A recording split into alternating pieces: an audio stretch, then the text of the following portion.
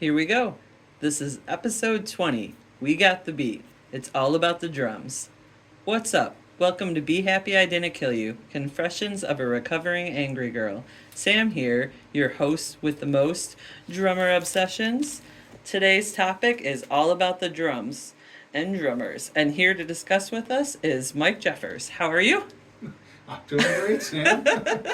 Glad to be here with you. Yeah, super excited to have you. I started going to hardcore punk shows in like 93, and then I moved to Tonawanda in 94 and started hanging out at Discovery Records, which is where we are right now. That's right. Recording this episode in the basement of Discovery Records in your drum room.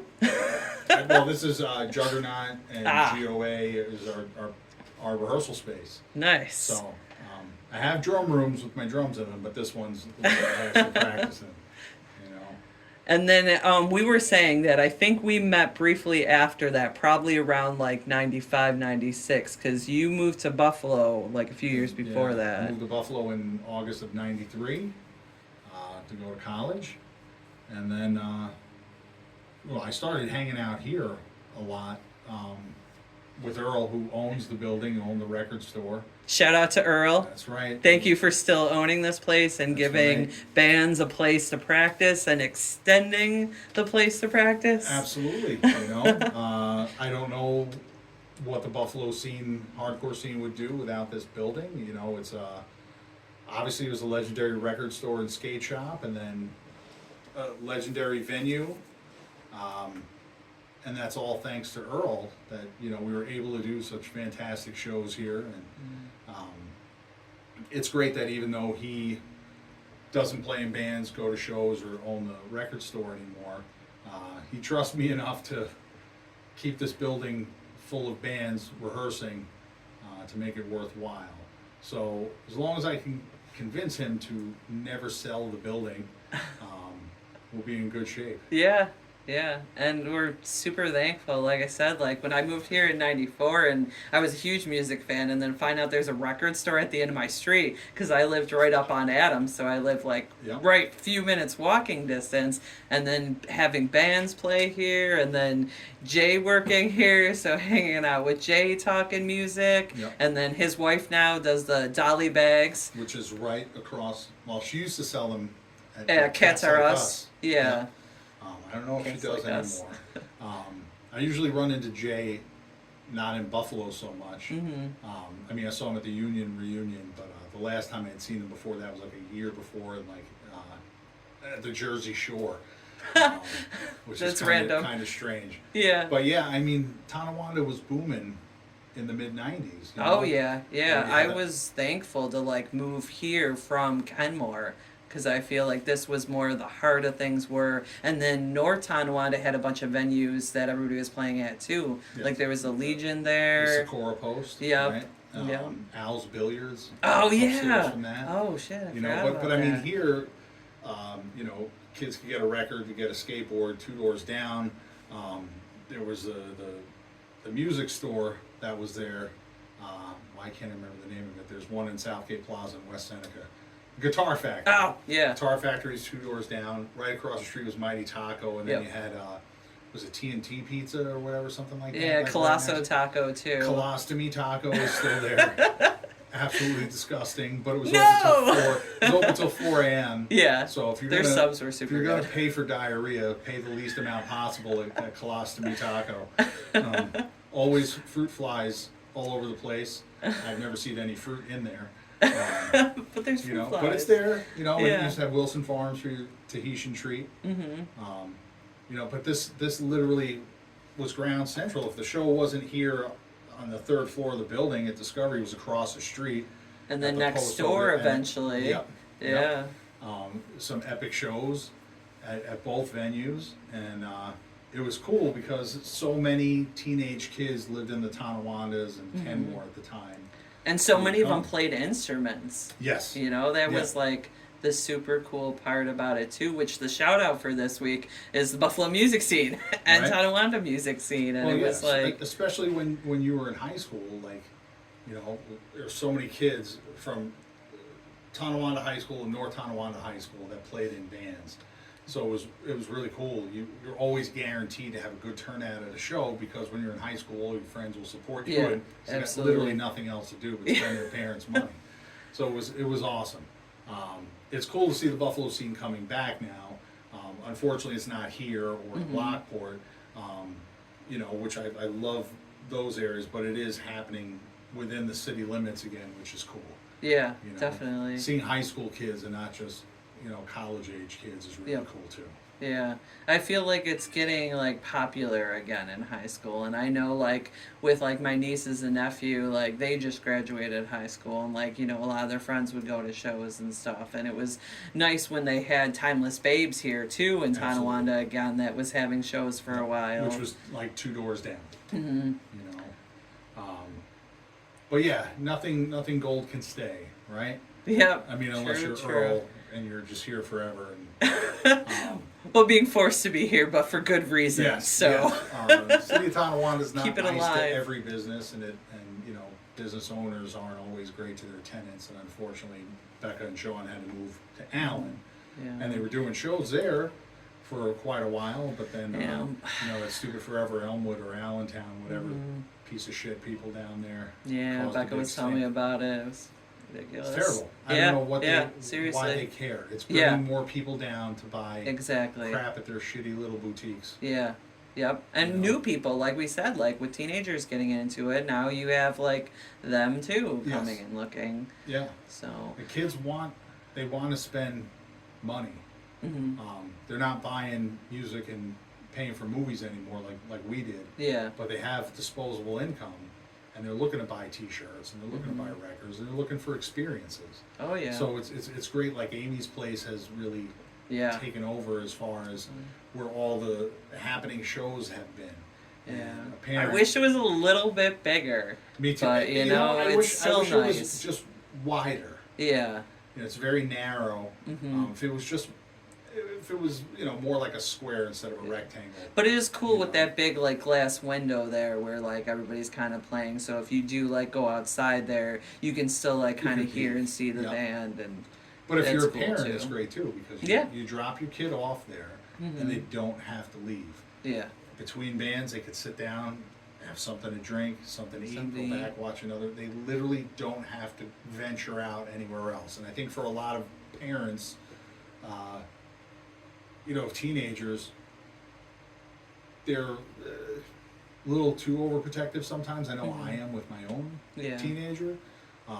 They're much more likely to let their kid go to Amy's Place than Mohawk, Yeah. and Especially Mohawk being rules. able to like see it. But also, a lot of parents don't seem to understand that at Mohawk, if your kid is 16, if you bring the kid to the door, they'll let your kid stay. Mhm. If your kid is 18, they can come in. They just can't drink. Yeah. So it's not strictly 21 and up. No. Which has always been nice about that, you Yes. know. Absolutely. So I mean, we still have a lot of basement venues. Yeah. that are And going I to feel the like city, there's too. going to be more popping up and stuff, and there's more opportunities, and it's nice that shows are coming back, and like all this is really coming back. Yeah. I mean, I haven't. The turnouts aren't quite what they were yet in the, late '90s. Well, I'd say like '93 to '97 was Buffalo's pinnacle as far as Yeah. turnouts for shows. Oh yeah. But that's only because we don't have a lot of venues that are the size of like the Show Place. Mhm. That Yeah, because there were pack in- so many shows at Showplace. Absolutely. Like they would have anybody. Yeah, I think. like you right know? now, I think the town ballroom's a little too big, Mhm. and then we have plenty of smaller venues that can fit like 500. But regardless, kids are coming out, Yeah. and old people, by old I mean 40s and up. Well, also Coming they're out. coming out with their kids, Yes, so that's the plus too. You Or know. they're playing in bands with people that are 20 years old, or that's just me. Yeah. You know, Speaking of, was Union the first band you were in Buffalo? No, Okay. I was in a band called Go Dog Go, and when I moved up here, I met the Strange Days guys. Strange Days would later change the name to Gathering Ground, but I met them, and they introduced me to their friend group, it was like this indie rock scene, which was really fucking awesome to tell you the truth. You know, Yeah. like, there'd be like, you know, 5, 6 shows a month. It was just hundreds of people would show up to see Strange Days, Snuffleupagus, a band I was in, Go Dog Go, Bertha Mason, Dizzy Moses, all of these just cool, really, you know, I hate to call them alternative, they're more like indie But at the rock. time, But you know. yeah, I guess people would say that's what it was now. But Go Dog Go's drummer had quit to join Gathering Ground on drums. So I took his place. I did that for like a year. And I'm older than, with the exception of Sprig, who came into Union later on. The other members of Union are younger than me. So they came up here in '94. And that's when Union really started hitting it hard. Because you all went to school together, right? We all went to UB. Yep. And then Sprig I just hung out with. Like I met him my first year here through the Gathering Ground, Strange Days guys, and the Snapcase guys. I hung out with them, so I go skating with Sprig all the time. That's who got me, and my best friend when I was like 12's brother was in Snapcase. So he started taking us to shows in 93, 94 Yeah. because he thought it was cool and like we were really excited. So that's how like I got into the music, was actually through Snapcase. Which member? Bob? Oh, Whiteside. Yep. Okay. Yeah, that's the best. Yeah. So yeah, that was it. It was the cool thing I thought about Buffalo right away is like there was like an alternative indie rock scene, and then you had the hardcore scene. There's never really a punk scene. The death metal scene was starting to get phased out as I Yeah. moved here. As you know, Cannibal Corpse wound up being in. Cruisin' still had Pet some good Detective. metal shows for a bit there. You wait till we get to the cruise in. I'll tell you crazy stories about that. But yeah, death metal was on its way out. I remember meeting Alex Webster and Mighty Taco on Maple and North Forest, which doesn't exist there anymore. When I moved here, the guys from Gathering Ground introduced me to them, and then the one guy from the Goo Goo Dolls, the singer Johnny, was selling hot dogs outside a Good Bar, and then Robbie was a janitor at the Galleria when I moved here. And then, like by 1996, either Cannibal Corpse had appeared in Ace Ventura and moved, Malevolent moved too, and then I don't know, like Snapcase started to really take off, and then the Goo Goo Dolls had that song in the Nicolas Cage movie, But that '93 to '97 era when I moved here, there was just so many people. Even if they were in different music scenes, we're all friends with each other. Yeah. Like, skate with each other and hang out with each That's other. the part I loved. Everybody was like, whoops, like, here, come on, Yeah. listen to this. Or, Like- oh, you like this, check this At out. UB, like, every like Tuesday, they'd have like a coffee house where you would show up, you could drink free coffee for 4 hours, and there were bands playing. And, like it was local bands playing, but, like, I don't know, Pansy Division, the Lookout Band came through, and I can't remember if it was Union or my old band Go Dog Go, and Copper wound up opening that show. I we had think Trench Union, Mouth. because I think I still have the flyer from that show. Okay. Because I'm pretty Yeah, sure it was and at then that Trench one. Mouth with Fred Armisen on drums had come through too. So there's just a lot of cool shit. And UB always did these massive Spring Fest and Fall Fest that were amazing. And they were getting great concerts, at least the first few years I lived here. I've never seen like Rage Against the Machine, Cypress Hill, Nirvana. Buff State had Smashing Pumpkins, although Smashing Pumpkins sounded pretty shitty at that show. There was just so much cool stuff that was happening. all My the time. first job when I was 14, there was a promoter in Canada that was doing the Battle of the Bands. So he would pay me to go to shows. So he would pay for my ticket and stuff, and I'd have other bands sign up for the Battle of the Bands, and then he'd end up having the Battle of the Bands, and I'd help like with that event. It's actually like That's pretty how cool. You save a lot of money too. Yeah, Although, yeah. like, I think my ticket for like Nirvana was $7. Oh, You know? it used to be like $5 would get you like live music for the night. You'd go like somewhere like close and Well, the first show I went to once I moved to Buffalo, it was like I think 6 or 7 days after I moved here. I went and saw Fugazi and Snapcase at Blind Melons. oh, okay.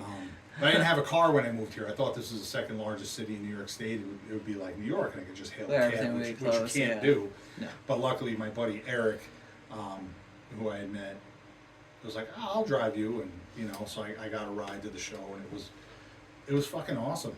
It was just that was cool. a great Like, venue too. nobody was getting beaten up or stabbed at shows. Was that where you were used to? Where you came from? Like like there's always like tough guys in Buffalo, but like they're not trying to like really hurt anybody. I mean, someone who's tougher hits you, they're gonna pick you right back up. Yeah. So I was like, oh, this is cool. It was a lot of fun, and everybody really was so close with each other, and the bands all used to really help each other out a lot. Yeah. That Borrowing kind of, equipment, chords, whatever. Like telling you where to record, Yep. telling you who can get you shows. Yep. Telling you which Absolutely. record labels are looking for people. Like, really would help each other out. I mean, The promoters, I felt like too, would also be like they didn't helping step on each out. other's toes. No, not at all. Now there's a show every night of the week, and no one cares if there's another show going on. And Yeah. that's one of the big things that kind of hurts the scene, is if you have 3 shows in the same night, and people like me or you who like more than just straight edge hardcore. Like, there's a cool like thrash band I want to see, or there's a gutter punk band. They're all playing at the same time. It can only be in one place, and you only have so much money. Yeah. Shows now are expensive. People are charging Definitely. $20 for local shows. Yeah. Like, that's ridiculous. 100%. Yeah. I mean, I guess that's the way it is. Inflation, right? I know. I still feel like it should still be $5. Because you should be able to, like, if you're in school, if you're in high school and stuff, you should be able to go afford to be able to go listen to music. Absolutely. Because it might be a gateway into, like, hey, maybe I can do that, and then the kids will start playing and everything. So, and music is a universal language. It's something we can all understand and something we can all appreciate. Yep. So, definitely want to do that. Yeah. Keep the costs as low as possible to get more people in. Yep, and there's such a shortage of drummers in Buffalo. Well, yeah. I mean, there always has been. And I Yeah. mean, I'm only playing in 2 bands currently. That'll increase more when the school year starts. Actually, I'm just kind of laying low this summer. Yeah. For the most part, waiting for records to come out. So Taking off for the summer. that's it. That's it. I really work every summer, and this is the first summer since 1989 I haven't worked. Wow! Congratulations. Yeah, feels weird. Yeah, I sleep too late, get nothing done. Yeah, I took 2 summers ago off, and it was really weird, and it went really fast. But like, I did a ton of networking and went to a bunch of events and everything. So it was like really nice to have the time to be able to do that. Oh yeah. And then kind of now be able to like talk to those people and maybe get some other stuff going on and get some events together. Right? Yeah. Maybe I'll make the most of the next 40 days. We'll see. Yeah. Probably not. I'll probably just sleep. Yeah, but I mean, you should enjoy it. You should take time with your family and do all that stuff too. Yeah, So, absolutely. But who have been some of your like drummers that you've admired? Alright, so when I was preteen, I guess Peter Criss, Neil Peart. Well, of course. If I said Ringo Starr, I'd be lying. I really don't think Ringo is the greatest. People think he's awesome. I love the Beatles, but it wasn't because of his drumming. Ringo was my first drum love, but I just think it's because I was so young. And then I was like, oh, drum, and like, the Beatles was such a band like everybody knew and everything. Yeah. So like, I obviously have Bill Ward. mhm. Let's see. Clive Burr from Iron Maiden. I'm embarrassed to say this, but I used to love Tommy Lee when I was young. It wasn't until I got older and realized what a piece of shit he was that I'm like, oh, fuck this guy. Yeah, but he still did some decent drumming. Steven Adler from Guns N' Roses. I loved it, the swing that he brought to that band. And once he was gone, the band never had the same feel. As I got older, I'd say late teens, early 20s, it was really just like local guys. My friends are the ones who inspired me. Like watching Tim Redmond inspired me. Derek Van Wee from One King Down. Dennis Merrick. Like, these are guys that I hung out with, and our bands would play together, and I would just watch my friends playing and be like, you guys are great, and would push me and inspire me to try and be better like they were. now that I'm older, you know, at some points you want to see someone play faster, or, you know, play just tons and tons of fills. But now I'm just looking for the drummer that really knows how to sit back in the pocket and like do what the music calls for. You know, most of the bands that I still love, it's not because of the drummers. It never has been. I probably would have been a singer or a guitar player had I not been afraid to stand in front of people. You know, but which is weird because you're so social. I am now. That, like, I am now, like, growing no, up. but you even were like younger too. Like you were always like everybody in the music scene like knew Jeffers because he was a nice guy. You know. Well, that's because we're in our own scene, I guess. Yeah. But I mean, like growing up, like I definitely, I wasn't really as outgoing at all. Well, maybe that's not true. I was definitely more of a big mouth. But you felt comfortable behind the set more. Yeah, you know, behind the drum kit, I don't have to worry about anyone noticing me half the time. You know, like you pay except attention for to me, the that's guitar watching player, all the tricks. right? Oh well, thank you. I appreciate it. But yeah, like I don't know. Nowadays, there's so many kids. If you put on like YouTube, and I'm like, wow, these drummers are very technically proficient. But it's like a machine, and not like a drum. Like I get more excited by listening to like old AC/DC and Phil Rudd playing drums, or, you know, because he just does what the song calls for, and it's fucking perfect. And it's you know, or listening to, you know, Tommy or Marky Ramone play, you know, and how those guys could do an hour and a half set, you know, just song after song after song after song, you know. But whatever, you know, like old people problems. You know, there's a lot of fantastic drummers because we have YouTube and Drumeo and play-along videos, playthrough videos that people can watch, which us old people didn't have that. Yeah. You went and you watched the band play, and you watched that drummer so you could figure out how to mimic it yourself, where you just listened to music and tried to play along as best you could, you know? Yeah. And, you know, there'd be a lot of times I would learn how to play a drum beat only to go see that band later on and realize I made it sound right, but I was playing it wrong. You know, like Biohazard especially, like Danny Schuler would always have these fantastic beats, and I would figure them out, and then I go see Biohazard, I'm like, man, I'm making this way too hard. He's doing it so much easier, you know, like.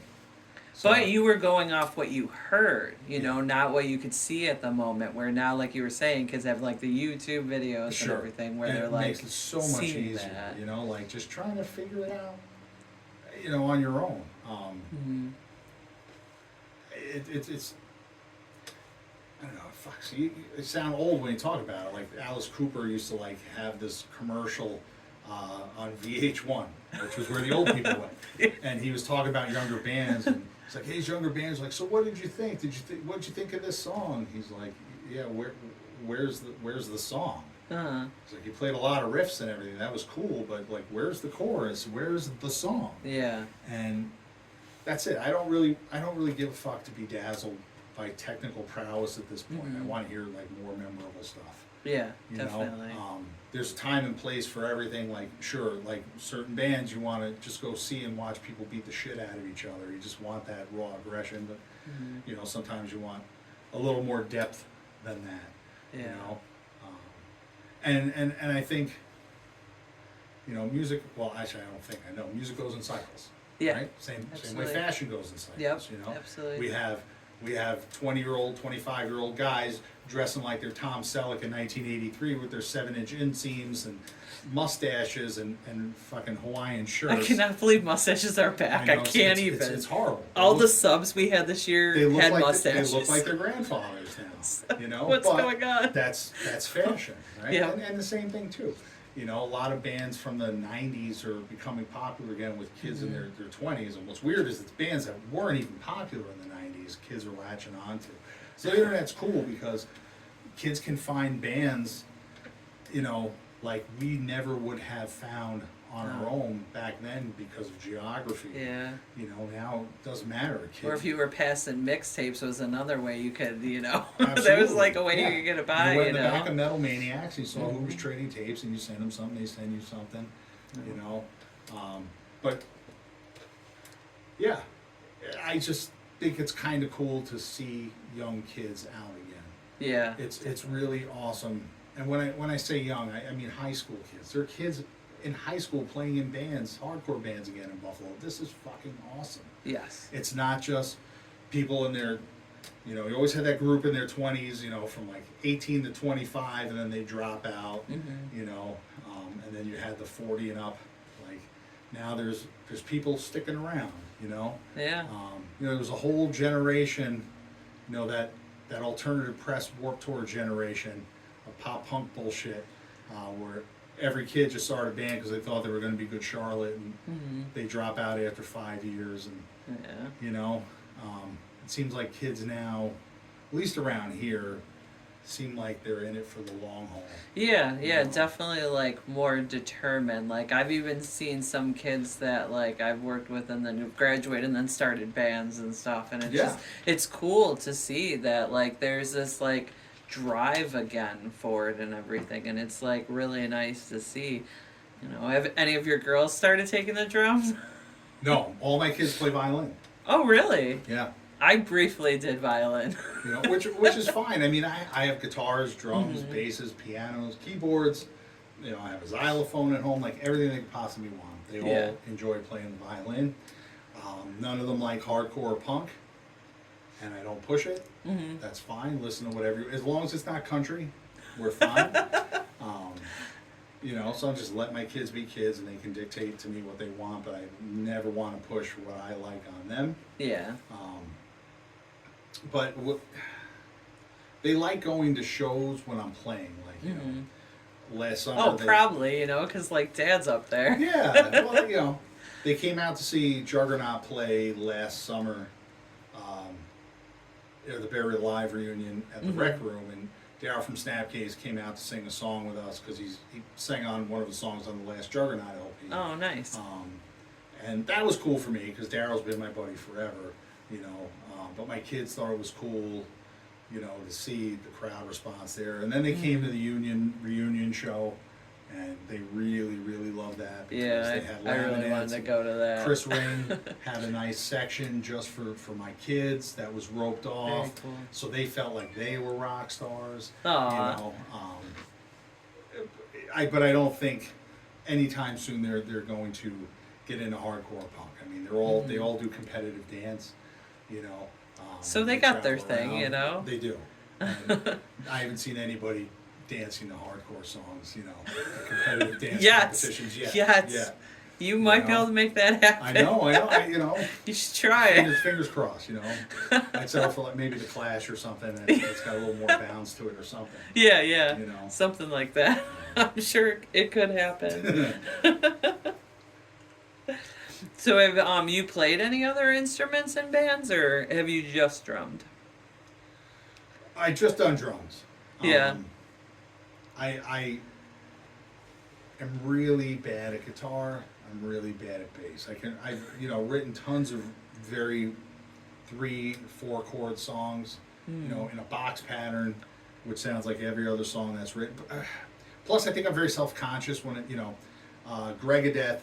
When we were in Herod, I remember I like did a dive bomb on one of our recordings, and I'm holding the guitar, and he goes, "Wow, you look like a gorilla holding a ukulele." You're like, thanks. He's like, God damn, how big are your hands? You know, like, so I'm like acutely aware of how awkward I look with a guitar in my hand. I've sang on records, you know, whether it's backing vocals or GOA did a cover of "We're Only Gonna Die," and I sang on that. But as far as live, just, you know, sing along. Ignite was here. It was probably the last. Me and Derek Dole were talking about that last time Ignite was here. I was like singing along every word right in the front. But Zoli was so worried about getting sick, he didn't want to pass the mic to anybody. I'm like, come on, dude, you're killing me. Oh yeah, seriously, because it's all about like that passing the mics when the sing along. But you know what? Just he's not even in the band anymore, so you know, I guess it doesn't matter. Because he got sick. No. But, I toss around the idea of just playing bass in a band because there's always a shortage of bass players in Buffalo too. It's mostly like guitar players who play bass because a band needs a bass player. Yeah. But like just actually playing bass from the get-go is, you know, not very common. I figure if you know, It'd be I very feel like easily. guitar's like the big thing that Mhm. everybody at least like tries Guitars or or like vocals. gets into. Yep. You know, and I mean, like, I own all this equipment, you know, Mhm. I have everything. Uh, so if I decide to play bass, I just tell everybody else just show up, hop on my kit, hop on those guitar amps, and I got my bass ready to go. I Yeah. haven't done it. We'll see. I think it's just I've been so busy since around 1995, doing like band after band after band, Yeah. and then once I had kids and stuff, like it's like I don't really have time to just start playing bass in a band and just keep going with what I'm doing. Yeah. You know. But One now day, with the though. kids kind of getting a little Yeah, older, and I you know, retire as in always. 5 years. I'll be 55. I'll be retired, and it's like, all right, now I'll start playing in bands. Yeah. You know. Which perfect time to still do it, you know. Right, exactly. Probably be playing in some bands with some high schoolers. Well, for me, it was when the Cro-Mags and the guys from the Cro-Mags and like Sick of It All, Agnostic Front, Mhm. when they stop, I figured that would kind of be like a natural gauge as to what age you have to like retire. Yeah. You know, so like Vinny and Roger in their 60s. You know, the guys Sick of It All are in their late 50s. So I'm like, I'm still good for a little while. Yeah. I mean, I'm surprised like Ian MacKaye and Henry Rollins have both like stopped performing live and Yeah. really doing anything. I've been watching Henry Rollins on the History Channel. He does this show, 10 Things You Didn't Know About. And then he, like, the one I was watching yesterday was, like, 10 Things You Didn't Know About, like, Texas and stuff. And he was just, like, going around, like, interviewing people and, like, talking to historians and stuff. It was pretty cool. Yeah. He said in an interview recently that he stopped writing lyrics because he didn't have anything else to say. Mm-hmm. But I like, how could that be possible? Because Yeah. you're Henry Rollins and Seriously. you always have something to say. Yeah. And there's been so much fucked up shit that's been going on the past few years. I wonder if he's just playing it safe. Yeah, You he know, might be. for I mean, right now. John Bush, who sang for Armored State and Anthrax, Mm-hmm. he was the voice of Burger King in the Burger King commercial, but he also does History Channel stuff, and that dude still plays in bands and can do that. Yeah. You know, I know Ian MacKaye like as a kid and was doing like kid type music for a while, and but it's like you guys started this whole thing. Yeah. You know, like you can keep going as long as you want. And isn't he You know? still doing, like, spoken word? Like Henry Rollins? So Rollins, isn't that yeah, kind of, yeah. like... It's like, So come it's on, like, dude. if You could can. yeah. As long as he's not doing all his like homophobic, transphobic, misogynist shit Uh-huh. that he did in the '80s. Yeah. Because you listen to his early spoken word, you're like, holy fuck. Yeah. This is No, awful. it's like, when I've seen him since then, he's talked about, like, some of his trans friends and stuff. Yeah. So I know he's got it, like, No, past I that. know. Obviously, when you grow up watching Archie Yeah. Bunker and Oh, Blazing yeah. Saddles, you know, Yeah. you're coming from a different time and different Definitely. place which doesn't exist anymore. Totally. It's good to know that he is, you know, rolled with the times where Yeah. a lot of people in this country definitely have not. Oh, yeah. You know, Definitely. And Definitely. that's what's terrifying. Yep. But And yeah, people like, need to talk. We need to have conversations and I stuff. played trombone in 8th grade for like 6 months. Didn't go well? I got kicked out of band because what was I doing? I was probably I know I pantsed a couple kids when we were on stage. I just I was really mouthy with the head of the music department. So they kicked me out, and they're like, you can come back and you can be in the band again, but you have to play fucking trombone. I'm like, all right, well that sucks, but okay.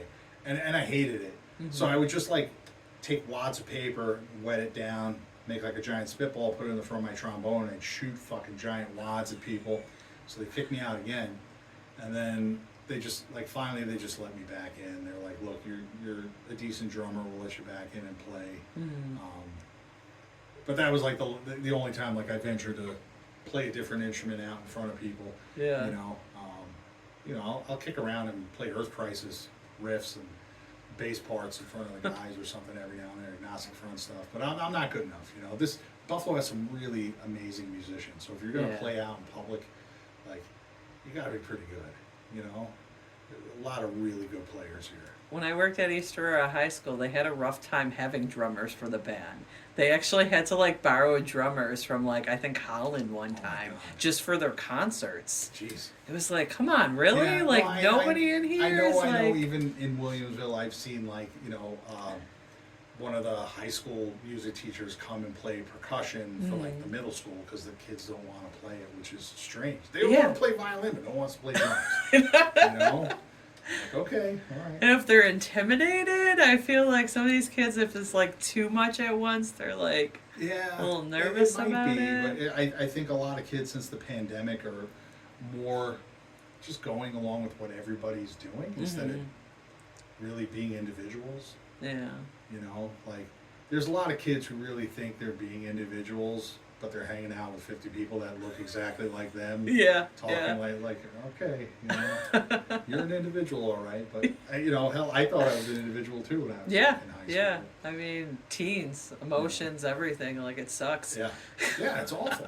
It is. It's You know, it's horrible. like one of the worst times in someone's life. 14 to 18 is rough. Yeah, and then I can't imagine like now. I feel like it's even like more of a struggle than like when we were that age. You know. Yeah, because well, one, girls are absolutely horrible to each other, and you know, with the internet, Snapchat, especially Snapchat, you know, take a fucking picture, send it to all your friends in 20 seconds, it's gone. There's no proof that you sent something you shouldn't Yeah. have. You know, And I know that's rough, like having girls and like, you know, having to like have those hard conversations with kids too, and being Yep. like, you know. But that's why, you know, Sandy handles all of those conversations. Yeah. You know, I talk to him just about how men are dogs, and You can just know, intimidating watch stare out. down every guy that like or I looks just- at him, or you know. I just bring my kids to work and say, look, these are a different type of kids than you're used to, you know.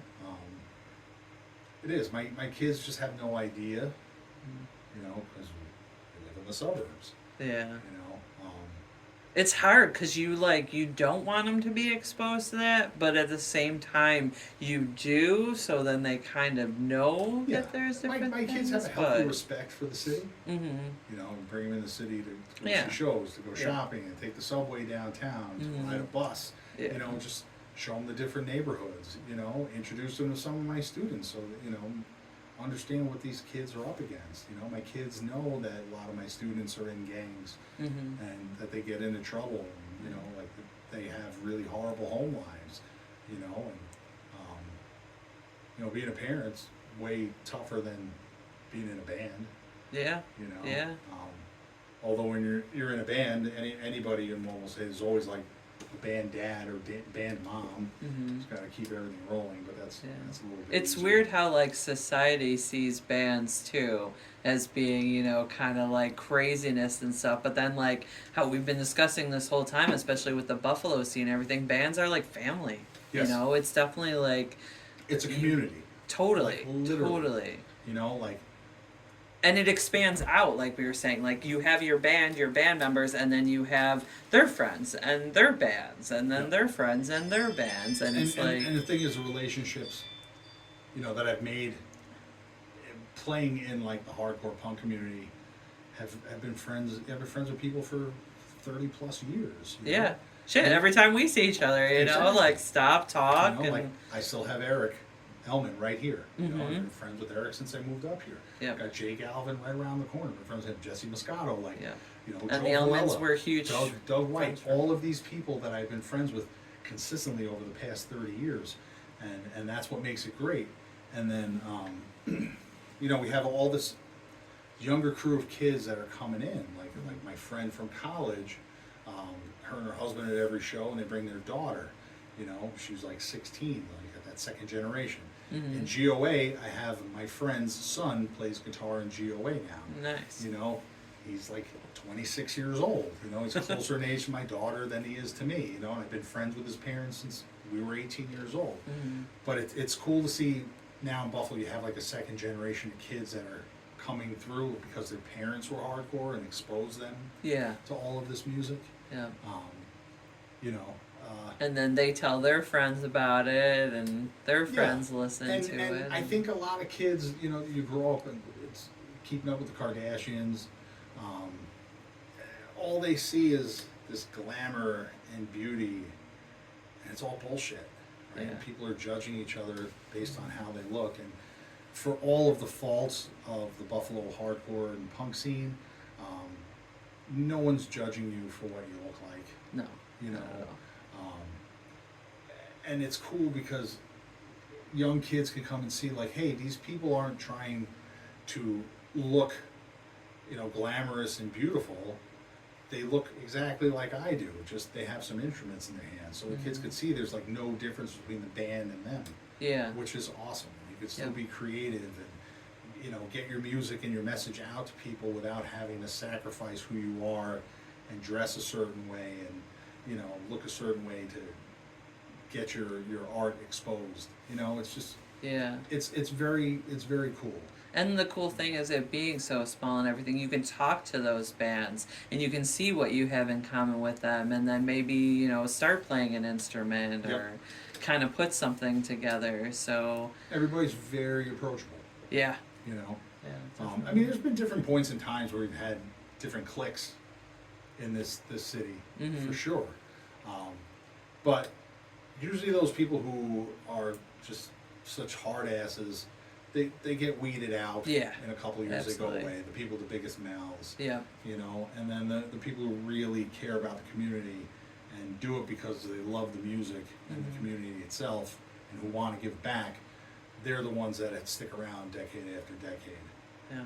right? Definitely. So as much as there are a lot of people who just take from the hardcore scene, Buffalo's got a lot of people who have consistently given back and not gone away over 35 years, Yeah. which is cool. Which is nice about this space that we're in right now still existing for Absolutely. like that reason, for the people that have been here the whole time and not given up on the music scene like you. Yeah, you know? and we have bands with kids in their 20s down here and bands with people in their 50s, Yeah. and everybody gets along. Hmm. And because everybody who comes through here has to be someone that I know and I approve, everybody gets along with each other. So we Yeah. don't have a problem like other rehearsal spaces do with, people stealing each other's gear Hmm. or all the fucking drug use and stuff that's going on. Like, if you fuck up, I'm gonna kick you out. Yeah. If you steal from me or do something worse, I'm gonna beat the shit out of you. Yeah. And then I'm gonna kick you out. So it's very it's fucking cool. Yeah. And I think it is like a microcosm of the Buffalo hardcore punk scene because we do have hardcore bands, punk bands, and metal bands all down here. We all Yep. get along. Yeah. And And for this space being around for, as long as it has been, like, yeah, is just amazing in itself. absolutely. I don't blame Earl for getting out of the record game though. Yeah. Oh, yeah. You saw the writing on the wall with Yeah. kids buying less and less, and Hmm. it's tough. I mean, it's cool that there's so many new record stores that have opened up Hmm. in the city over the past 5 years. And Yeah, hope it seems they like can they're sustain it. popping back up. Black Dots is Yep. having an event this Friday that I'll be at. It's kind of, we're doing like an intro thing for the Buffalo horror cookout that we're having and vending show on Sunday. So on Sunday at Ellicott Creek, they're having like a big event where with a whole bunch of vendors and we're gonna cook out and there's gonna be some like bands and Jeez. stuff and like It's it's gonna be pretty almost awesome. like Veggie Fest. Yeah, You know? very similar to Veggie Fest. Oh, that's yeah, awesome. so Still Screams is putting on that. Oh, cool. So he does like shirts from like horror movie posters. Pretty awesome. He's been doing some events at the screening room, which Yep. I've done some events there too. So Yeah, and it's cool how Buffalo. that too, like the horror scene and the music scene is very like close. Interconnected. Yes, totally. And- Especially and like me being in both. The tattoo scene, the horror scene, the music scene, Yeah. like the graphic design scene. It's all the same people Mhm. that are all intertwined with each other. Yep. You don't have to look for someone outside of your own community to get artwork done. Yep. You don't have to look Absolutely. outside your community to get a T-shirt made. Mhm. It's Or it's something even cool. recorded. Yeah, Or and it's cool when you have your friends own the Tal Ballroom or they own the Rec Room, they own Mohawk. You have Mhm. people who are involved in the scene who own these clubs and establishments and stuff now too, instead Yep. of like, some old jazz guy yeah. who would rent out the space for an exorbitant amount of money, and then after you did the show, wouldn't give it to the bands, and then wouldn't let you have shows there anymore. Like now you have people who understand what it's all about. Yeah. So Yeah. yeah, it's definitely cool that I don't know. it's like a renaissance for Buffalo hardcore. Yeah. I haven't felt the same way about the bands and the scene since the late '90s. Um, and now with, like I said, with all of these young bands coming up, and there's not only are they better players than we were because they just they grew up Practice with more guitars and they got yeah. better gear than we had, and they have access to all these videos, and but they're cool. It's cool to see a lot of their takes on hardcore. You know, like and it's cool to watch some of these kids instead of just looking at anyone over 30 as the enemy or too old. Being less skeptical, and like they're trying to understand, like, hey, all this exists because of these old people. Yeah, You know, this is fucking cool. They're still doing it. You don't I have feel to, like they want our knowledge, which is cool. You know, I think they also want to know, like, you don't just have to fucking go and play golf yeah, because you're a certain age. Yeah. Or you don't just have to hang out at a bar or just yeah, go watch sports every day. Like, you could still be an active part of the community and give to it, even if you're older. yep, You know. yeah. 'Cause a lot of kids have lame parents. Yeah, And they look at all yeah. of us older ones like, Or oh, they fucking cool. think there's, you know, that like, oh, after a certain age you just have to, like, you know, do family stuff, and like you can't do this other stuff, and you can't still be involved in these things, and it's like, no, you can. No, yeah. And that's the thing with a lot of people who are over 40. It's like, look, you know, like, I have 3 fucking kids. I have a job. I should have 2 technically, you know, and I still play in 3 bands, and I can make it to all my kids' dance recitals and you know, orchestra concerts and things like that. Gotta and still find that play in balance. Bands. You know, I just got to be a little bit more strategic about it. You know, I'm not going to go out for a month and fucking just play shows here and there. I'm not going to play in Iowa on a Tuesday to Yeah. 10 fucking people. I'll make sure that I go back on a weekend when I know there's people there. You Yeah. know, do 3 days here, 3 days there, maybe a week. But, you know, the focus is my kids, obviously. you Yeah. know. Which, has your family been super supportive of your music? Yes. Well, I mean, you've known my wife forever, too. Yep. We met here at a union show. She was taking money at the door. Earl actually introduced me to my wife, right? So she's loved it. She's always been into it. Yeah. My kids think it's cool. You know, sometimes they're like, oh, do you have to go to practice tonight? And I get that. I'm like, well, it's like 9 o'clock. You should be going to bed anyway. Yeah. But yeah. But I they're- remember talking to Shannon from Shanzig. Yeah. And, you know, saying, like, especially, like, you know, when her and I were younger and stuff, especially, like, being girls in the music scene, and with your wife, Sandy, too, you know, they kind of, like, a lot of times it was like, oh, it's just a phase, you know, they're just hanging out or whatever because they're dating the band or whatever. And it's like, well, we're still here. Yeah. So, what like, does you that know, tell you? yeah, You know? exactly. I mean, that, obviously, like, my wife, you know, prefers being a mom to going to a show. but I she mean, still like, loves music, I'm but sure. she still loves the music, and you know, she still goes to shows with me. But I go to a lot of the smaller shows. She goes to most of the bigger ones, right? Yeah. now, you know. But that's the thing. If you love the music, you love the music, and for her, it's something she's always liked, and it's not going to go away just because you have kids. Yeah. You know. But if she had the choice between going to some, you know, basement show or hanging out with her kids, she's going to choose hanging out with her kids. Yeah. You know. So- Unless it's a band she really wants to see. Yeah. Then. But like, I don't miss birthdays, my kids' birthdays or anything like that. I would never do that or any of their milestone events. Like, I just be more conscious about, you know, we're gonna be out of town here and out of town here. It doesn't interfere with anything. So it's cool. I think my kids like it because, you know, we talk about normie dads, and they know I'm not a normie dad. And, you know, they like that. They like that their dad's the weird guy. You know. Yeah. And, but that's the thing, you know. This is probably cool for them to go to school and be like, yeah, my dad's in a bunch of bands. Yeah, You you know. It's just I love my parents. They were fantastic people. But once they started having kids, you know, they didn't have any interests other than us after. And, you know, they could have, they just chose not to. And I feel like that was a society thing that was really pushed. yeah, You know? which is why when my parents were 20, they looked like they were 50. Mm-hmm. You know. Yeah.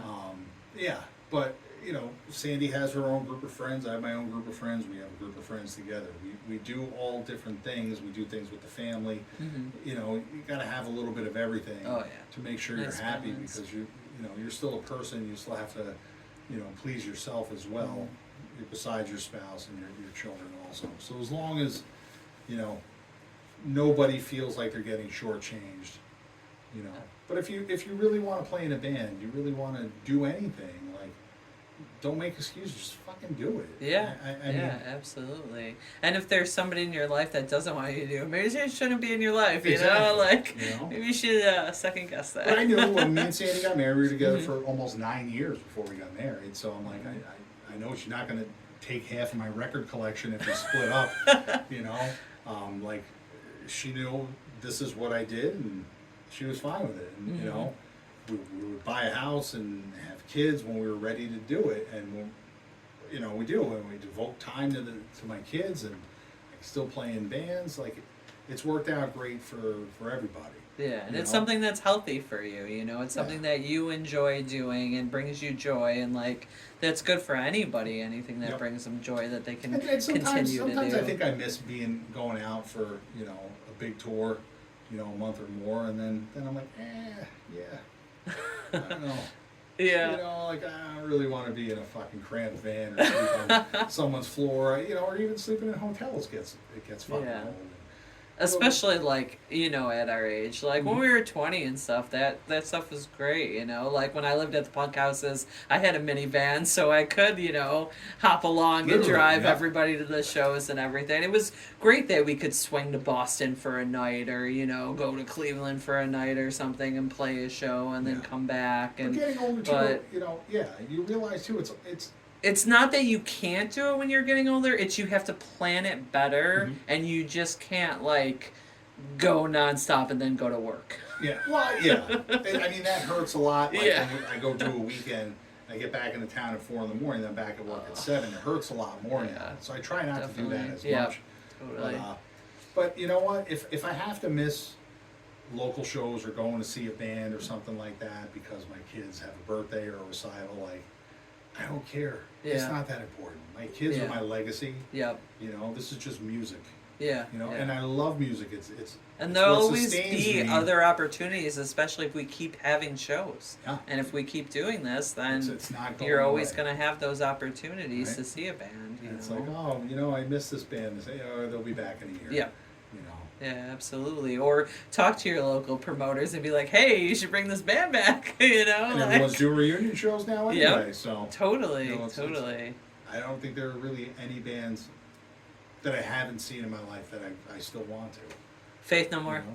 I had tickets for 2020. I've seen Mike Patton and other stuff that Yeah. he's done, but I haven't seen Faith No More yet. And they were supposed to play in 2020 here, and COVID happened.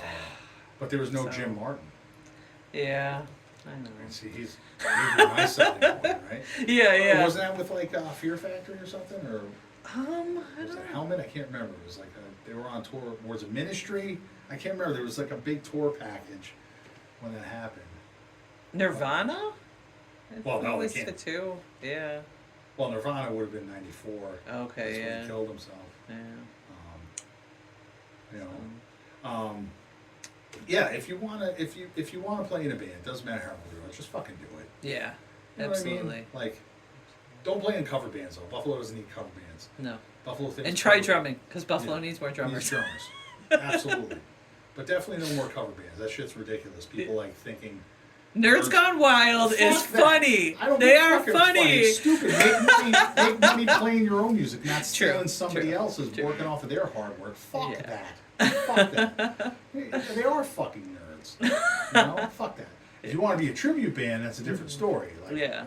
I'll go see Kiss This every time because at least they're dressing as that band and putting Yes, on true. a show like that. Battery was good too. That Yep. Metallica cover band. Have you seen and then them? there was the Fleetwood Mac cover band from here. Mhm. They used to practice in the basement here.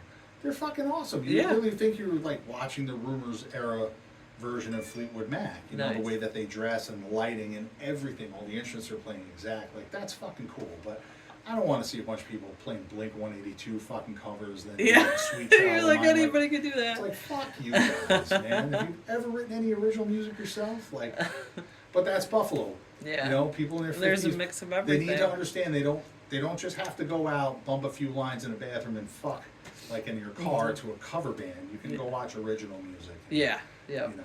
And there's definitely like original music coming coming forever. It's not gonna stop. Nope. There's always gonna be people wanting to write, wanting to create, and that's the great part. Yeah. Especially about living like so close to Buffalo and stuff. It's a great city for that. That there's constantly a lot of great bands that come through here. There's a lot of great bands that start here.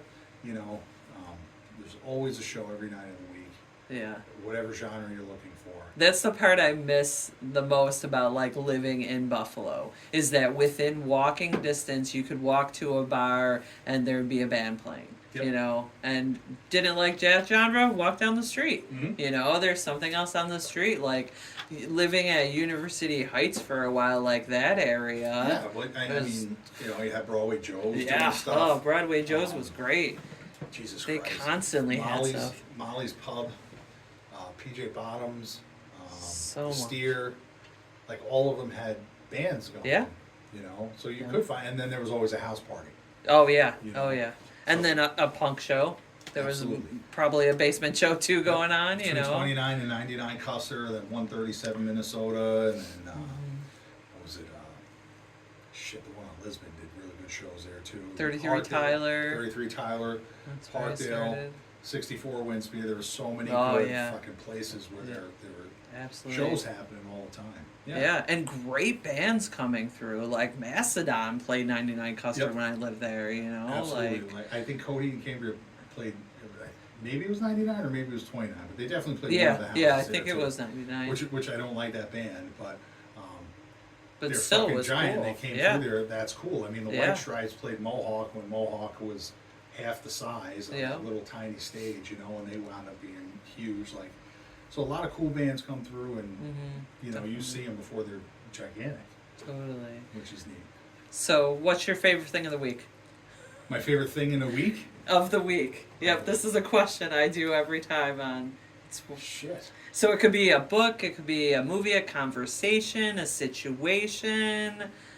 Oh, so my favorite thing this week. Yep. I had my family reunion the other day, and one of my nephews is 26, and he is a phenomenal guitar player, but he's got terrible taste in music.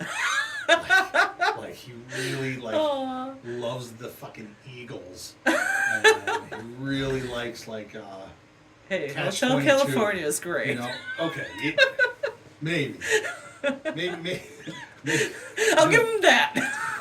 But like, dude, like he loves the band Dispatch. And I'm like, man, you're too good of a guitar player to waste your time just fucking playing like fucking cock rock. You know, like, so I'm like, all right, here's American hardcore, go fucking watch this. You know? Yeah, yeah. You know, and I'm like, pointing them just Now you can in a feed 'em more direction. stuff, Yeah. you know. You know, I've tried doing it here and there, but I'm like, dude, you're getting too old. I'm like, you gotta fucking pick a genre because you're too good to be sitting around playing Billy Joel covers, you know, in a bar outside of New York City. Like, you need to be in a band on the fucking road. Like, you're too good. So, you know, like, he gets frustrated with me a little bit, but he understands where I'm coming from. I'm like, dude, Yeah. I am like, You're like, I know what I'm I talking have been about. all over the world playing Literally. mediocre fucking drum parts in fucking hardcore and punk and metal bands. I'm like, if I can do it, you can. You have infinitely more stop selling talent yourself than short. me. You know, oh, he's awesome. No, that's great. You know? But And that's I great just- that you can like tell him, you know, hey, do this. Like, Yeah. make sure you get this done, and like. You know, and he probably will. You know, at some point he's gonna get sick of doing that, playing, because no one's there to. They're there to drink. Yeah. And when they're drunk enough, they'll sing along, they're Piano Man or something, but they're not there for you. No. You know? Do your own shit, and then they'll be there for you. Whether Yes, you have 5 people absolutely. or you have 5,000 Yeah. people, if they're there for you, it's all the difference in the world.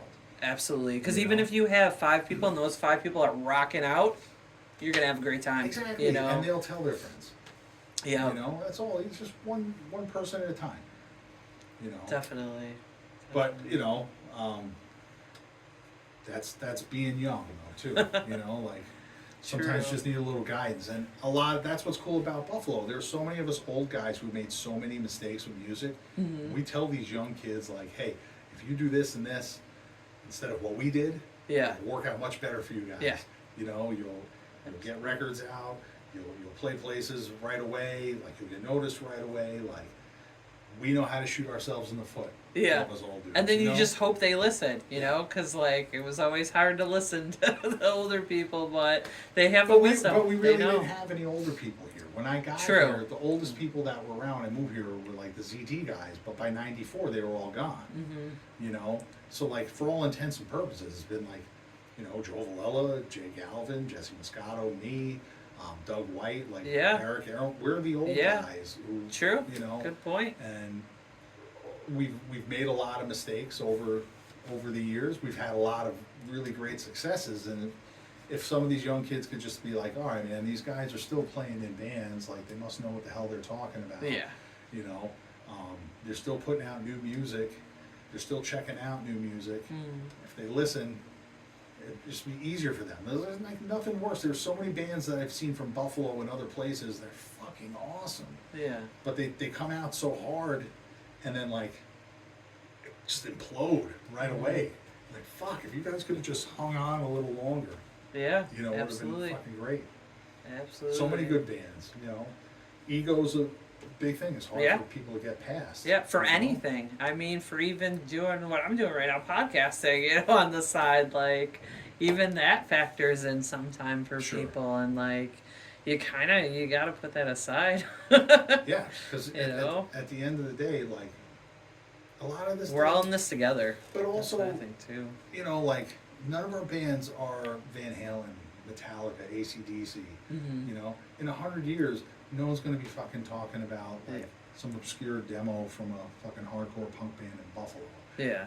You know what I mean? So like, take it for what it is. Yeah.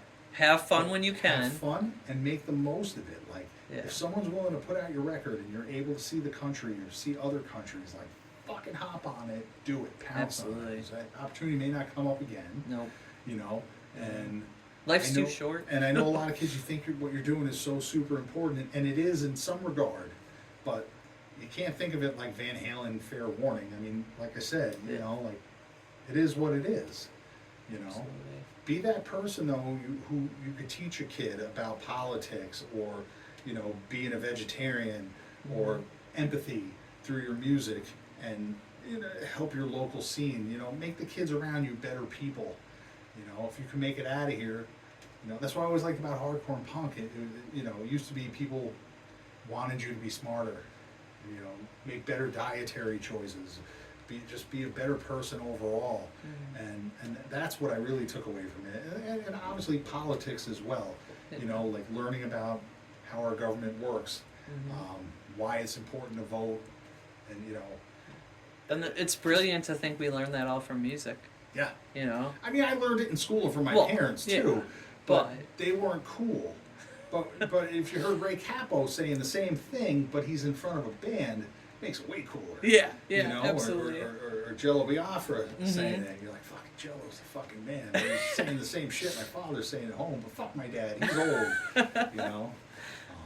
So yeah, we just gotta just keep shit in perspective too. You know, like if you're into this because you want to be Metallica, then you're in the wrong kind of fucking music. Like, you know, there comes a point in a musician's life where you make a choice. Like I write music for me and my friends and a certain niche group of people.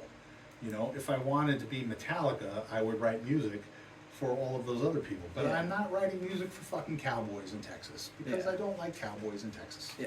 You know, I'm writing for a bunch of fucking like working class fucking people who wear fucking combat boots and have shaved heads. You know? Absolutely. And my favorite thing of the week has been seeing this area again. That's been crazy. Like I was saying, awesome. it's been like probably like 99, 2000 since I've been down here. So Maybe 2002. maybe even. Yeah, it's been a because while. like And then it's Herod was putting out expanded. stuff on Sounds of Revolution, so was Project Grizzly. I want to say that was like 2001, 2002 Yeah. ish. Yep. So, but regardless, over 20 years. Yeah. Um, Yeah, and it's like I know we keep saying it, but it's just amazing that you it's know, still so here. it is. And So, and me being down here is either really cool or really lame. I haven't figured it out yet. Like, I think it's really awesome cool. or really pathetic that, oh, Jeffers still in that fucking basement. You know, like. no, but Jeffers is still keeping the basement alive. Absolutely, I have to. You know, obviously for my own, you know, for my own bands, but also because if I keep Earl happy enough, he'll keep not sell the building, and I can make sure bands have a place where they can create. Yes. And feel safe knowing their gear is safe here, and there's no Yes. shitty bands coming in here starting problems. Yep. You know what I Yep. mean? And so yeah, it's a cool place to practice. You know, I've gone to other rehearsal spaces to practice with other bands or go watch other people play, and I'm like, yeah, this is like really not safe. Like, why are there hypodermic needles in the wall? Like, what do you mean you share a room with like 3 other fucking bands? Yeah. And you forget to lock the door, and someone came in and stole your cords and all this shit. Like, that shit doesn't happen. No. You know what I mean? Like, No. it's awesome. Yeah. And I have people from other, like, it used to be all hardcore kids when we started down here. But when, you know, when I took it over from like running the spaces from Earl, Yeah. you know, I have friends who play in metal bands and fucking punk bands, and it's like, yeah, I want them down here too because they're good people. Yeah. And now you see like the hardcore kids are starting to, they're all friends with each other now, which is how it should be. Yeah. You know? Absolutely. And instead of, there's enough things in this world that try and divide all of us. Playing like original underground music shouldn't be something that divides people, Yeah. unless it's really bad. You know? But then you have somebody jump in and make it better. Yeah. So I that's mean, how we can fix there it. are a lot of fucking bands right now. Like hardcore is just really ridiculously big. You know, where you know more major labels are signing bands, and you know it's like you're not hardcore anymore, like because now you're just chasing dollars and stuff like that. And like, Yeah. it's not cool. Yeah. You know? It's not I like it music. underground. Yeah. I that's For what the I love miss. of the music. That's what I fucking miss though. Is like when you got into hardcore, like you had to fucking seek shit out. You know, it wasn't just readily available for you everywhere. No. And you couldn't just go to a store and buy a fucking Circle Jerks t-shirt. You had to fucking find some fanzine or you know or something to order it from. Or know. somebody to trade music with, Yeah. or you know. Yeah, and you know, like kids have access to everything now, which I think actually makes it harder for bands to even get noticed because Yeah, there's so much out there. absolutely. It's like where Yep. do kids go? Like for us, it was real easy. If you saw someone walking down the street in 1995 with a Judge shirt, you knew they were a hardcore person. Yeah. Without a fucking doubt. Now, it could have been just some fucking kid who just went to the waiting room that night to see anything. Yeah. And picked up a Judge shirt, you know, like, but doesn't actually like that, you know? Yeah. Like, very, very fucking weird. So continue the music. That's it. So thank you for listening, and don't forget to check out radpantheon.com, a super team of pop culture crazed creative types like me and so many others. Also go to westernnewyorkhorrorcrew.com to check out our nerd thrift store. And do you want to do any more shout outs? Oh, jeez. Yeah. Shout out to the Buffalo hardcore scene, Buffalo metal scene, Buffalo punk scene. And then keep an eye out, Gentlemen of Age GOA, my hardcore punk band, has a new record coming out probably September on Triple Hammer Records. And Juggernaut has a new single and record coming out in September, October on Irish Voodoo Records. So I'd say keep an eye out for that. Sam, thank you for your decades of friendship. Yes, and thank for you letting for me speak to you in some detail. Yeah. Yeah, let's just keep it going. Let's keep us old people involved, and let's get these young people to fucking stay involved. Yes. So they Creating can have music. a podcast in 20 years talking about the same thing that we're talking about now. Yeah. All right. Definitely. Well, thank you.